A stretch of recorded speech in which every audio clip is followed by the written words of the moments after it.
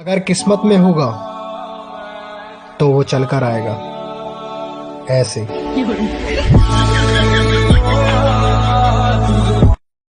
और भाई तेरे एरिया में क्या चल रहा है?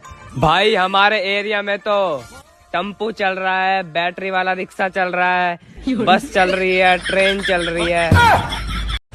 गुटका गुटका राज में थूकेगा नहीं साला। एक ट्रेन चुरा ली थी हमने। क्या रेलगाड़ी में प्लेन इसलिए नहीं लूटते कि ऊपर से माल फेंकेंगे नीचे टूट जाएगा। अबे कॉमेडी अच्छी करता है। छोड़ देते हैं हल्की फुल्की कभी कभी। अच्छा तुम दोनों हो कौन? नाचीज को बड़े मियाँ कहते हैं और इस चीज को छोटे। हेलो, क्या गिफ्ट लाओगे मेरे लिए? तुम बताओ तुम्हें क्या पसंद है? चॉकलेट लेकर आऊं? नहीं, मैं बाकी लड़कियों से थोड़ी अलग हूँ। तो क्या बीड़ी पिएगी? बीड़ी लेकर आऊं?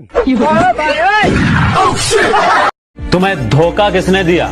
आलिया भट्ट ने। तुमसे प्यार कौन नहीं करता था? कैटरीना कैफ। साला बर्बाद कौन हुआ?